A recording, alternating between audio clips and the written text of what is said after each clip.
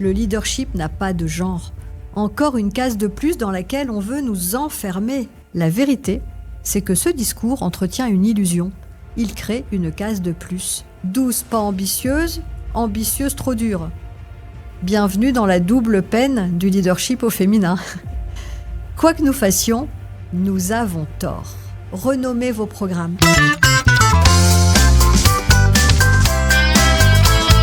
Et vous là, dirigeants, DRH, managers, ça vous dirait de faire le pari du parler vrai, de refuser les tabous et le convenu? Bienvenue sur L'Impertinente, le podcast qui change le monde du travail pour le meilleur, une vérité à la fois. Je suis Frédérique Gesque, manager, dirigeante depuis 35 ans, conférencière professionnelle, auteure, fondatrice du cabinet d'accompagnement des transformations et des dynamiques intergénérationnelles USCOA. Et j'ai décidé de devenir avec vous impertinente. Parce que la réalité du travail dépasse souvent la fiction. Parce qu'on peut parler de choses sérieuses sans se prendre au sérieux. Je questionne les évidences. Je dis tout haut ce que d'autres pensent tout bas. J'ose la sincérité pour transmettre et impacter. Et je vous propose d'explorer ensemble un monde du travail intergénérationnel et durable. J'espère que vous êtes toutes et tous prêts parce que ça va décoiffer. C'est parti. Cette année, j'ai été invitée déjà 5 fois à intervenir dans des événements qui parlent de leadership au féminin. Parce que je suis une femme leader, on me demande de partager mon style de leadership. Et c'est vrai que depuis des années, on entend parler de leadership féminin. Vous savez qu'il existe même des formations spécifiques, des programmes d'accompagnement, des coachings dédiés, des bootcamps, des TEDx modes d'emploi du leadership au féminin. Aujourd'hui, je vous partage sans tabou mon point de vue sur ce sujet. Bienvenue dans le podcast de l'Impertinente. Ma vérité du jour, c'est que le leadership n'a pas de genre. Un leadership féminin qui serait différent du leadership masculin? Soyons clairs, tout ça n'a aucun sens. Pour moi, et désolé si vous me trouvez une fois de plus impertinente, cette approche vient au contraire nourrir le sexisme plutôt que le combattre. Le leadership n'a pas de genre. Encore une case de plus dans laquelle on veut nous enfermer. Notre enjeu? Sortir des modèles anciens pour réinventer un leadership non genré, plus authentique, plus humain, qui parle à notre époque et à toutes les générations. Nous les femmes, nous représentons la moitié de la population. Pourtant, en France, seulement 25% des dirigeants d'entreprise sont des dirigeantes, selon McKinsey. Autant vous dire que l'égalité réelle est loin d'être atteinte, même si ça progresse sous la contrainte. Grâce à la loi Rixain et à ses quotas, par exemple, la proportion de femmes au sein des COMEX du CAC 40 augmente et elle atteint royalement cette année 28%.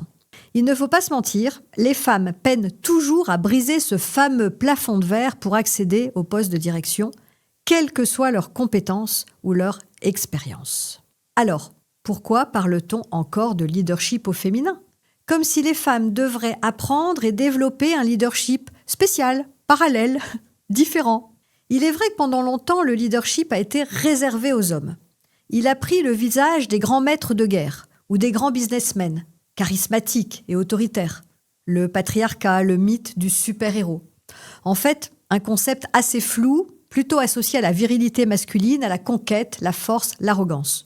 Nous, les femmes, c'est sûr, on ne pouvait pas faire le poids. Et nous sommes d'ailleurs totalement écartés de cet imaginaire. Les femmes remarquables ont été longtemps invisibilisées, comme on a pu le voir par exemple avec la minimisation des apports des femmes à la recherche scientifique. Encore aujourd'hui, le leadership reste souvent en France un mot masculin, et une représentation en termes de conscience collective liée au pouvoir du mâle alpha. Et quand on parle de leadership féminin, on va désigner en fait des compétences et des approches traditionnellement associées aux femmes dans l'exercice du pouvoir. Les postulats du leadership féminin seraient que les femmes ont des qualités, des comportements spécifiques, dits féminins, qui n'ont pas été valorisés par le passé, comme par exemple une plus grande capacité d'écoute et d'empathie, un management plus collaboratif, une meilleure intelligence émotionnelle, une tendance aussi à favoriser le consensus plutôt que la confrontation. Et ça tombe bien, vous allez me dire, puisque le monde du travail a des attentes qui évoluent, et que ces attentes de reconnaissance, de bienveillance, d'écoute, d'empathie seraient d'essence féminine. Bref, après avoir été complètement absentes, les femmes deviendraient des potentiels leaders souhaitables pour sauver l'entreprise, puisque nous sortons de l'ère de la hiérarchie, de la verticalité, de la compétition, pour entrer dans l'ère de l'entraide et de l'empathie. La vérité, c'est que ce discours entretient une illusion. Il crée une case de plus. Et il nous enferme dans des stéréotypes et même des prophéties autoréalisatrices. Rappelez-vous, comme le disait Simone de Beauvoir, on ne naît pas femme, on le devient. Sachez que le genre féminin, comme l'âge en fait, c'est une construction sociale qui se joue dès l'enfance. En vrai, les femmes n'ont pas plus d'empathie que les hommes. Elles ne sont ni plus douces, ni plus intuitives. Nous avons grandi dans un environnement où on nous a poussés, souvent inconsciemment bien sûr, à développer spécifiquement ces qualités, puisqu'elles sont supposées correspondre à notre nature féminine. Bien entendu, vous les hommes, vous êtes également victimes de ce conditionnement précoce. Il vous faut parfois brider votre sensibilité, vos émotions, pour respecter les standards de la masculinité. Résultat, on pense que les hommes sont des leaders naturellement plus fermes et que les femmes dirigent avec plus de calme et de patience. C'est du sexisme ordinaire. Les chercheurs parlent même de double contrainte. Si une femme est douce, on dit qu'elle n'est pas assez ambitieuse. Si elle est ambitieuse, on va la trouver froide et autoritaire. Bref, douce pas ambitieuse, ambitieuse trop dure. Bienvenue dans la double peine du leadership au féminin. Quoi que nous fassions, nous avons tort. Oui, on attend de nous les femmes managers d'être des accompagnatrices, empathiques, toujours sensibles, tandis que les hommes vont être attendus davantage dans la performance, la réalisation d'objectifs et l'action. Sheryl Sandberg, qui était numéro 2 de Facebook, disait il y a quelques années « Plus un homme est puissant, plus il est aimé. Plus une femme est puissante et réussie, moins on l'aime. » Et c'est malheureusement ce qu'on observe et ce qu'on vit encore trop souvent en tant que femme leader. Je peux vous assurer qu'en 35 ans de management, en 20 ans de direction générale, j'ai de nombreux souvenirs de situations ubuesques où j'étais traitée avec condescendance, voire ignorée. Quand vous allez en rendez-vous avec un collaborateur et que vos interlocuteurs ne s'adressent qu'à lui, et d'ailleurs le prennent pour vous, avec mon prénom Frédéric, ça m'est arrivé assez souvent, ou lorsque vous devez arbitrer une situation de crise, prendre une décision difficile mais nécessaire pour l'entreprise, et que vous êtes alors immédiatement considéré comme trop dur. Moi j'ai entendu souvent « Ah, mais je ne pensais pas que vous étiez comme ça. » Et oui, on attend de vous de répondre constamment aux stéréotypes de ce fameux leadership féminin. Et on licencie Isabelle Cocher de la direction générale d'Engie pour déficit d'intelligence émotionnelle. Et je me suis vraiment demandé si on aurait pu licencier un homme pour le même motif. Ces injonctions, elles sont renforcées par les formations qui prétendent apprendre aux femmes à s'affirmer autrement. Mais ce n'est pas aux femmes de changer leur style. C'est au système, aux cultures d'entreprise d'évoluer.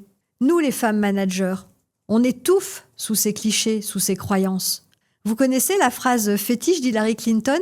Il paraît qu'elle l'avait affichée dans son bureau. « Look like a girl, act like a lady, think like a man, work like a boss ». Le problème n'est pas le leadership au féminin. Le problème, c'est ce leadership qui est obsolète. Il nous faut redéfinir ces codes et le reconstruire en y intégrant des valeurs qui jusqu'à présent étaient considérées comme féminines et fragiles. De mon point de vue, on mélange l'impérative nécessité à accorder plus de place aux femmes à la direction des entreprises, parce que la mixité est une force, c'est un fait, et une vision erronée des capacités spécifiques des femmes en matière de leadership. Ce n'est pas valoriser un leadership féminin que de promouvoir par les compétences et de donner leur place aux femmes managers et dirigeantes. Il y a autant de types de leadership que de personnes sur Terre. Et la question vraiment essentielle, je crois, est de savoir de quel type de leadership on a besoin pour répondre aux attentes de nos collectifs de travail et adresser les transformations en cours. Aujourd'hui, ce dont les organisations ont besoin, ce n'est pas de leaders genrés, mais ce sont des leaders authentiques. Quand on interroge les salariés sur leurs attentes à l'égard du leader, quelles sont-elles ? Par exemple, il y a eu une grande étude chez McKinsey qui a exprimé 4 demandes. 1. Savoir encourager. 2. Travailler avec une orientation vers les résultats. 3. Rechercher des perspectives différentes. 4. Résoudre efficacement les problèmes. On voit bien qu'on ne parle pas de charisme, on ne parle pas d'autorité, on ne parle pas de genre masculin ou féminin. Et quand on pose la question des qualités attendues chez un leader, la première chose qui vient, c'est l'authenticité. Ensuite, c'est savoir dire la vérité Et enfin, c'est le courage de faire changer les choses. Ma proposition ?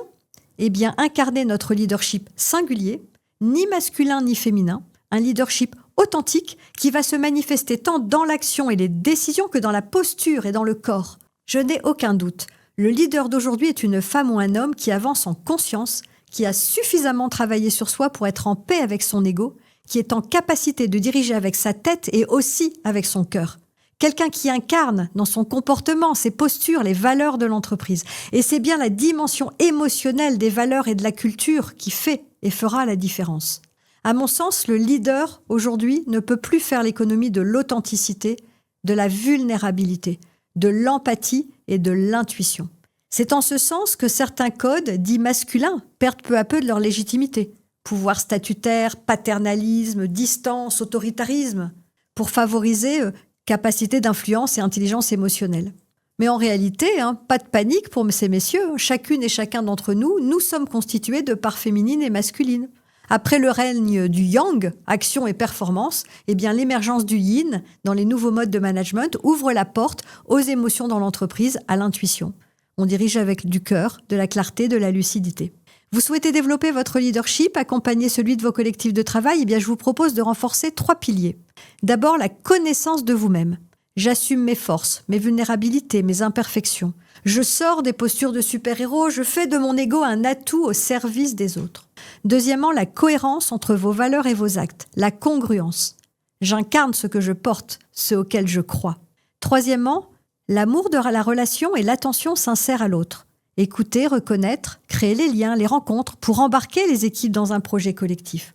Vous voyez ce style de leadership, il n'appartient pas aux femmes, il n'appartient pas non plus aux hommes, il appartient à celles et ceux qui osent être eux-mêmes. En tout cas, moi, c'est ce qui m'a toujours porté dans ma carrière de dirigeante, c'est ce que je porte aujourd'hui chez les dirigeants que j'accompagne. Ah oui, et aussi, vous voulez sortir du piège du leadership au féminin dans votre entreprise ? Pour vous, les RH, les dirigeants, s'il vous plaît, renommez vos programmes. Parlez de leadership authentique, inclusif, incarné, si vous voulez, plutôt que de les estampiller leadership au féminin. Ce cadre genré est inutile. Tous vos leaders ont besoin d'être accompagnés, formés pour grandir. Il n'y a pas que les femmes qui ont besoin d'apprendre à s'affirmer avec assertivité ou à faire preuve d'audace et de courage managérial. Formez tous vos managers aussi aux compétences soft via des programmes mixtes. Intelligence émotionnelle, écoute active, feedback, animation des dynamiques intergénérationnelles aussi.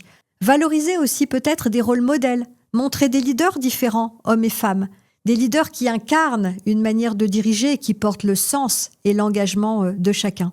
Sensibilisez aussi vos équipes à déconstruire les biais et préjugés. Par exemple, apprendre à repérer quand on juge une femme différemment d'un homme, pour corriger, tout simplement. Encore une fois, comparer leadership féminin et masculin, c'est un biais de jugement basé sur des stéréotypes. Le futur du leadership n'est pas féminin, le futur du leadership est humain. Et j'irai même plus loin. Le leadership se développe chez chacun d'entre nous, quelle que soit sa place dans l'entreprise. Un leadership personnel, individuel, au service du collectif. Ça vous parle ? Ça vous questionne ? Mais je l'espère en tout cas. Peut-être aurons-nous l'opportunité d'en échanger ensemble un jour. Merci d'écouter L'Impertinente, le podcast qui change le monde du travail pour le meilleur, une vérité à la fois. Si vous avez aimé, parlez-en, partagez, dites-le moi et abonnez-vous pour être informé du prochain épisode. À bientôt!